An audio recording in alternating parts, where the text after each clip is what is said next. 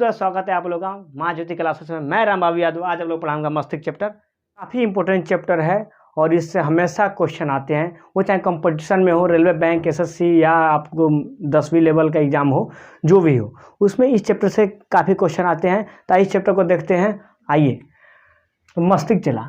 सबसे पहले जो मस्तिष्क होता है, मस्तिष्क जानने से पहले हम जानेंगे तंत्रिका तंत्र। तंत्रिका तंत्र, देखिए तंत्रिका तंत्र क्या है। तो मस्तिष्क जो होता है तंत्रिका तंत्र का ही भाग होता है। जो ये होता है ना, हमारे सूचनाओं का ग्रहण करता है, सूचना के बारे में बताता है। सूचनाओं का आदान प्रदान जिसके द्वारा होता है, सूचना का आदान प्रदान होता है इसके द्वारा। सूचना का आदान प्रदान होता है तंत्रिका तंत्र द्वारा। तो तंत्रिका तंत्र का ही मुख्य भाग क्या है, मस्तिष्क। तो आज हम लोग सबसे पहले पढ़ेंगे मस्तिष्क के बारे में। तंत्रिका तंत्र का दो भाग होता है, स्पाइनल कॉर्ड बोलते हैं, हाँ, इसे रीढ़ की हड्डी होती है, ये होती है तंत्रिका तंत्र, ये भी भाग होती है, लेकिन मस्तिष्क सबसे मुख्य है। तो आज हम लोग मस्तिष्क के बारे में पढ़ेंगे, उसके बाद आगे देखते हैं मस्तिष्क। तो मस्तिष्क क्या है, सबसे पहले मस्तिष्क है क्या। तो जो भी हम सोचते हैं, जो भी हमारी सूचना दिमाग में आते हैं, कोई बातों को हम याद रखते हैं, जो कुछ भी हम लोग, जितना भी क्रिया हमारे एक्टिविटी होती है, हम जितना कुछ किसी के बारे में याद कर पाते हैं, सब किसका काम है, मस्तिष्क को। हाँ, हमारे कोई कहीं दर्द हो रहा है, कहीं मतलब कोई चीज़, कोई यहाँ पर तकलीफ हो रही है, ये सब मस्तिष्क से बताता है। मतलब शरीर में जितने भी सूचनाओं का आदान प्रदान होता है, किसके द्वारा होता है, मस्तिष्क के द्वारा होता है। तो मस्तिष्क जानेंगे। तो मस्तिष्क का ही रहा चित्र चला। तो मस्तिष्क के जो सबसे बाहरी परत होता है ना, इसको बोलते हैं हम लोग क्रेनियम। इसको क्या बोलते हैं हम लोग, क्रेनियम। तो कोई पूछेगा मस्तिष्क के सबसे बाहरी जो हड्डी होती है किसकी, किसकी बनी होती है, क्रेनियम की बनी होती है। क्या होती है, क्रेनियम की। अरे मस्तिष्क का आंतरिक जो परत होता है, इसको बोलते हैं हम लोग मेनिनजीज। मेनिनजीज जो मस्तिष्क का सबसे बाहरी परत होती है उसको बोलते हैं क्रेनियम, अंतिम वाला भाग को बोलते हैं मेनिनजीज। तो जो देखिए, तो जो हम लोग का जो मस्तिष्क से खोपड़ी है, इसको जो बाहरी परत है, हाँ, ये होता है क्रेनियम। लेकिन इसका जो अंदर वाला जिससे मस्तिष्क को सुरक्षा मिलती है, आंतरिक जो परत होती है, उसे बोलते हैं मेनिनजीज। और किसी को, आदमी को मेनिनजीज पर चोट लग जाए,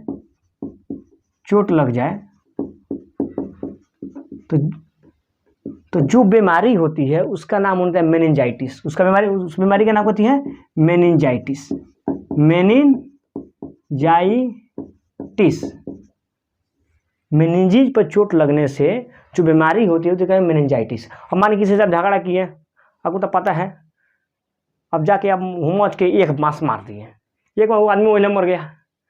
क्यों कि उसके मेनिंजाइटिस, या तो जिंदा रहेगा, अगर नहीं मरेगा तो कुछ दिन बाद उसके जो मस्तिष्क में होता है ब्लड जम जाएगा, तो कुछ दिन बाद चल के मेनिंजाइटिस का रूप लेगा। ठीक है, तो अब जानते हैं, देखिए मस्तिष्क में जो होता है ना, इसमें सेंट्रोसोम नहीं पाया जाता है। मस्तिष्क में सेंट्रोसोम नहीं पाया जाता है।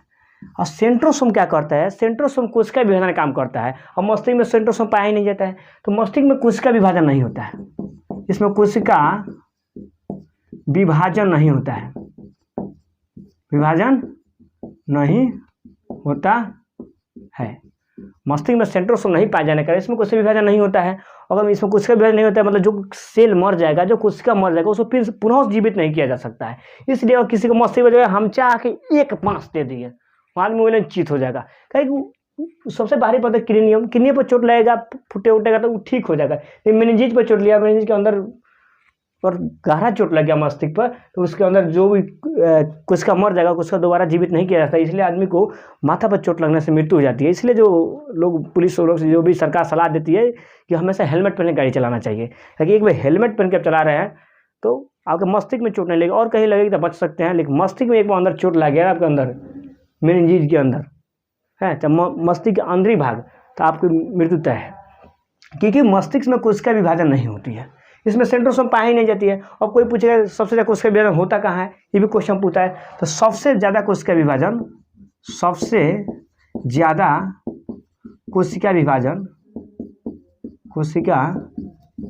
विभाजन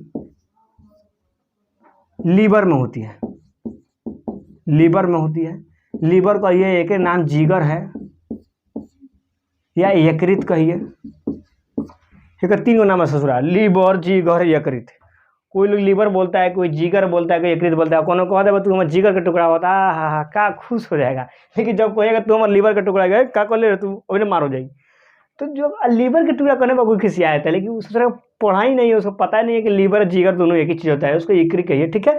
तो सबसे ज़्यादा कोशिका विभाजन होता है वो होता है लीवर में, यानी यकृत में, क्योंकि यहाँ पर सेंट्रोसोम सबसे ज़्यादा पाया जाता है, सेंट्रोसोम ज़्यादा पाया जाता है। सेंट्रोसोम का होता है सबसे ज़्यादा, यहाँ पर सेंट्रोसोम किसमें पाया जाता है, लीवर में।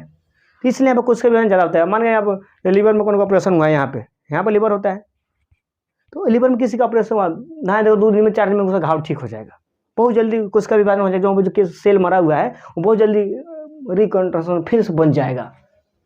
हाँ, अगर माने कौन झगड़ा वगड़ा किया, हाँ आपको लीवर में मार दिया छुरा, आराम से इसको कुछ घबराइए नहीं, आराम से पकड़ ले जाइए, डॉक्टर साहब देखो छुरा मार दिया है, मलहम पट्टी कर दो, मलहम पट्टी कर देगा ठीक हो जाएगा। ससुर को पता नहीं है कि लीवर में कुछ तेज में होता है, उन तो अनपढ़ गुब्बारा होता है। हाँ, लेकिन आप भी किसी को मारिएगा नहीं, अभी नहीं मार के चेक कीजिएगा, ठीक है। तो कोशिका विभाजन सबसे ज़्यादा कहाँ होता है, तो लीवर में होता है, ठीक है। उसके बाद हम जानेंगे कि जो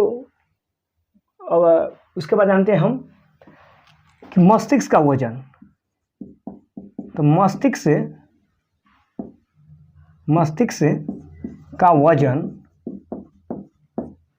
लगभग में होता है, लगभग 1.5 kg, लगभग 1.5 किलो होता है। जो मस्तिष्क का वजन होता है कितना होता है, 1.5 किलो होता है, ठीक है।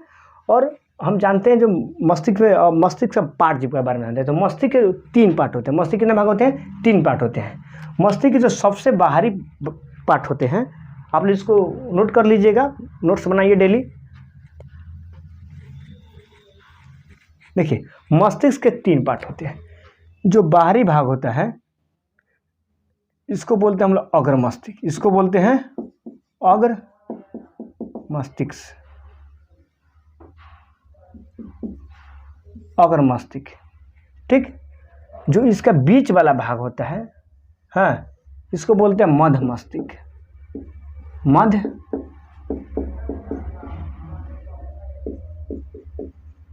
मस्तिष्क। और सबसे नीचे वाला जो भाग होता है इसको बोलते हैं पश्च मस्तिष्क।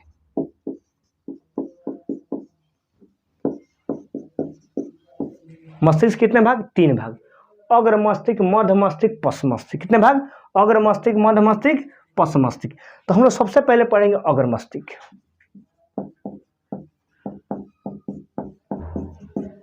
अग्र मस्तिष्क, जो अग्र मस्तिष्क होता है, ठीक है, जो अग्र मस्तिष्क होता है मस्तिष्क का सबसे बड़ा हिस्सा होता है। अग्र मस्तिष्क जो होता है मस्तिष्क का सबसे बड़ा हिस्सा होता है। लगभग ये जो होता है 66% होता है। मस्तिष्क का सबसे बड़ा हिस्सा होता है, तो अग्र मस्तिष्क 66% होता है, यानी कह सकते हैं 2/3। मस्तिष्क कितना भाग, 2/3 भाग, या आप बोल सकते हैं 66%। जो अग्र मस्तिष्क होता है मस्तिष्क का 2/3 भाग या 66% होता है। और तो अग्र मस्तिष्क के पढ़ते हैं हम, हाँ, तो अग्र मस्तिष्क के भी 3 भाग होते हैं। अग्र मस्तिष्क कितने भाग होते हैं, 3 भाग। एक होते हैं प्रमस्तिष्क, इसको बोलते हैं सेरिब्रम, कभी बोलते हैं सेरिब्रम। एक होता है सेरिब्रम। दूसरी का जो होता है अग्र मस्तिष्क का वो होता है थाइलेमस, और जो तीसरी का होता है ये होता है हाइपोथाइलेमस।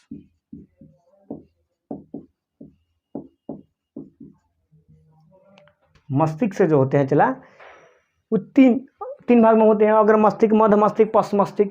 उसमें भी अग्र मस्तिष्क कितना परसेंट होता है, 66% या 2/3 भाग कह सकते हैं। अग्र मस्तिष्क का भी सबसे बड़ा जो भाग होता है सेरिब्रम।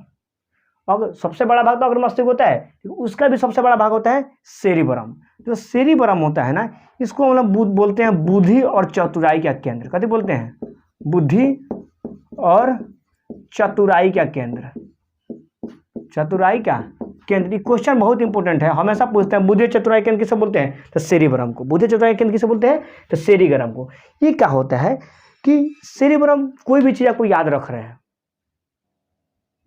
किसको डिपेंड करता है? सेरिब्रम पर। कोई बात आपको याद है, किसी को 5 दिन तक याद रहता है, किसी को कोई बात 10 दिन तक याद रहता है, किसी को अभी कोई बोल पड़ेगा, कोनो को ये होता है अभी बोलिएगा क्या देखना तो फूफा हो, तो कोई फूफा चिन्हत नहीं करता फूफा हो, हाँ फूफा फूफा फूफा फूफा, तो उस तरह का बहुत पड़ा जाता है। सेरिब्रम चौपट है, समझ रहे हैं?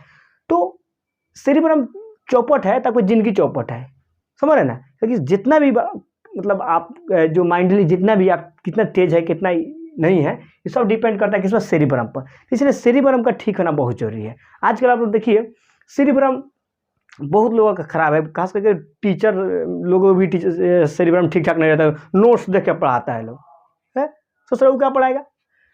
तो बहुत लोगों का सेरिब्रम कमजोर होता है, जिससे कारण कोई बात को अधिक दिनों तक याद नहीं रख सकते हैं। अब सेरिब्रम कमजोर होने का भी कारण है, सबसे ज़्यादा सेरिब्रम कमजोर होता है शादीशुदा आदमी का। शादीशुदा आदमी का सबसे पहले कमजोर, हम बताते हैं उसका रीजन बताते हैं। शादी के पहले बहुत टैलेंटेड रहेगा, लगे बहुत टैलेंटेड लड़के आगे बहुत कुछ करेगा, लेकिन उसका शादी के बाद उसका धीरे धीरे उसका दिमाग कमजोर होने लगता है, लोग उसको बुद्धू समझने लगता है। पता है क्यों? क्या कि तो पहले तो एक रहता है, उसके बाद 2 हो जाएगा, तो उसका दिन भर अपने पत्नी के बारे में सोचेगा, अरे रतिया कहाँ से बतिया रही थी रे, फुसू फुसू बतिया रही थी, उसके बारे में सोचते रहेगा। फिर पत्नी सोचेगी आजकल ऑफिस से बड़ा लेट से आ रहा है, खाना चक्कर में पड़ल है, तो उसके बारे में सोचती रहेगी और एक दूसरे को वो बारे में सोचेगा, एक दूसरे के बारे में सोच के पूरा सेरिब्रम चौपट। सेरिब्रम बढ़ाने के एकदम कारण है कि आप विभिन्न प्रकार के वर्क दीजिए अपने दिमाग को, विभिन्न प्रकार के काम कीजिए, एक प्रकार के काम में नहीं उलझे रहिए। एक प्रकार के काम में उलझे रहेगा आपको सेरिब्रम मस्तिष्क समझेगा ये रोज तो ये कर रहे हैं, ये कर रहे हैं, मतलब उसके बारे में मतलब कोई ज़्यादा दिमाग पर लोड नहीं पड़ेगा।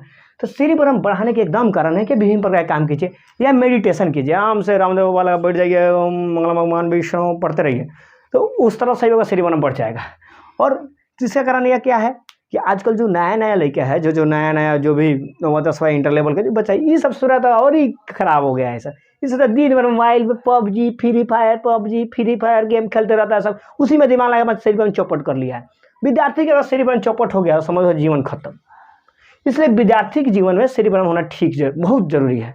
अच्छा लेगा सर आराम से कौन से लड़की के नंबर ले लेगा, अब बजाते रहेगा, कहेगा हेलो है तो व्यस्त बता रहा था, तो थोड़ा यही चक्कर में पड़ा रहता है और एक दूसरे के चक्कर में अपना जीवन बर्बाद कर लेता है। फोन नहीं कर रही है, कल से पानी मोबाइल स्विच है, कोई मैसेज नहीं आ रहा है, तो थोड़ा यही चक्कर में खाली सोचते रहते हैं। थोड़ा पढ़ ले, सेरिब्रम में आगे बढ़ जाओ, समझ रहे ना? सीधे बोल दो, किसी को पढ़ाई में कोई डिस्टर्ब कर रहा है, चाहे तुम लग रहा है कि तुम्हारा लाइफ बर्बाद हो रहा है, सीधे आँख जोड़ के बोल दो, सनम अब खुश रहो या खफा रहो, हमसे दूर रहो और दफा रहो, सिर्फ पढ़ाई जरूरी चला।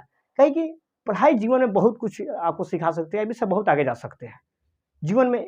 मतलब एजुकेशन ही ऐसा चीज़ है कि अपने सपनों को पूरा कर सकते हैं अगर आप एजुकेशन टाइम से लिए तो और सही से लिए तो बुद्धि और चतुराई का केंद्र बोलते हैं सेरिब्रम को। सेरिब्रम के लिए बढ़ाने के एकदम काम है कि आप आराम से रिलैक्स रहिए, ज़्यादा दिमाग पर टेंशन ना लीजिए, किसी से उतना लाफड़ा में मत पड़िए, आराम से विभिन्न प्रकार के काम कीजिए, अपने दिमाग को विभिन्न प्रकार का वर्क दीजिए कि अपने दिमाग को सोचने की कुछ ना कुछ हमेशा काम में टालते रहिए, इसको बिजी रखिए, तो सेरिब्रम बढ़ता है।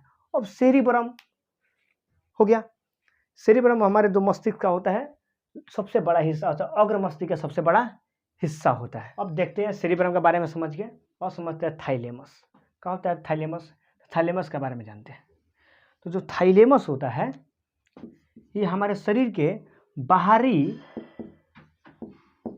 बाहरी क्रियाओं का नियंत्रण करता है, बाहरी क्रियाओं का नियंत्रण करता है।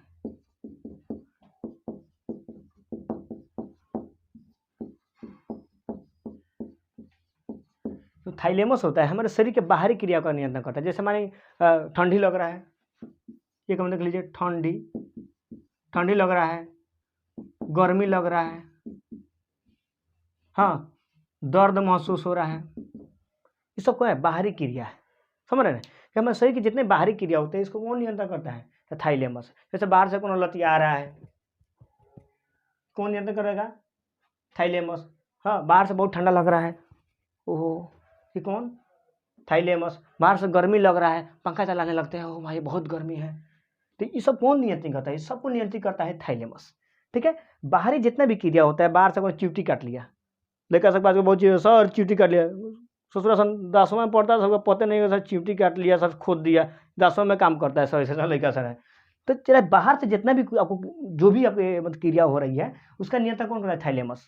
ठीक है, अगर बाहर से कौन आके अब मारते हैं 1 लात, फिर पता का मारते हैं 1 लात, कैसे पता चले कौन 1 लात मत मार रहा है? तो हाइपोथैलेमस बताएगा दिमाग को, रे तोरा कौन बाहर से लतिया रहा हो, देख जल्दी देख तो लतिया हो। तो ये सब पता चलता है बाहरी क्रिया को थाइलेमस।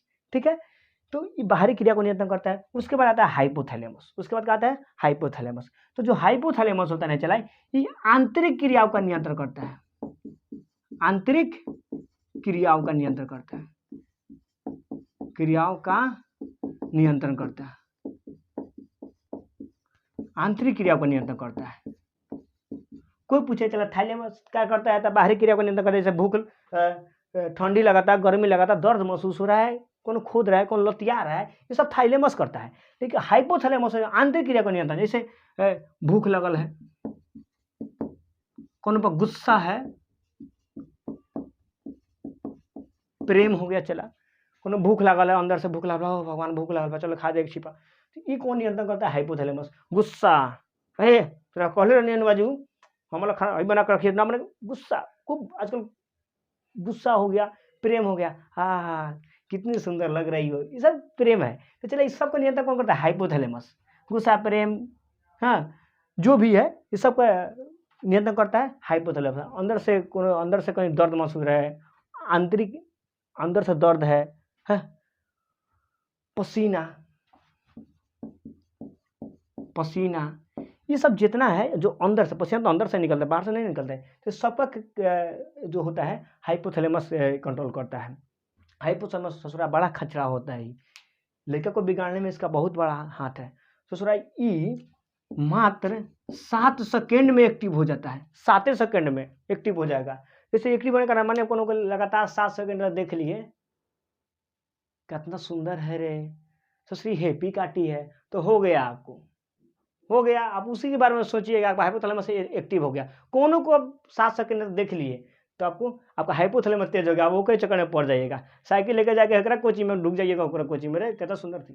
तो सोचिए जितना भी हाइपोथैलेमस होता है ये लड़का को बहुत बर्बाद करता है। इसलिए अपन किसी को देखना है तो 7 सेकेंड तक मत देखिए। ठीक है, अब गुस्सा आ रहा है कोनो पे, ठीक है, पत्नी गए तो तुमको खाना बनाने के लिए, पत्नी सोई है जाके, बट बहुत जल्दी हाइपोथैलेमस 7 सेकंड में आदमी गुस्सा आ जाता है। कोनो ऐसा लड़का होता है जब खिसियागा तो साहब बुझागा, उसको पकड़ने वाला लगेगा लेकिन मानेगा नहीं।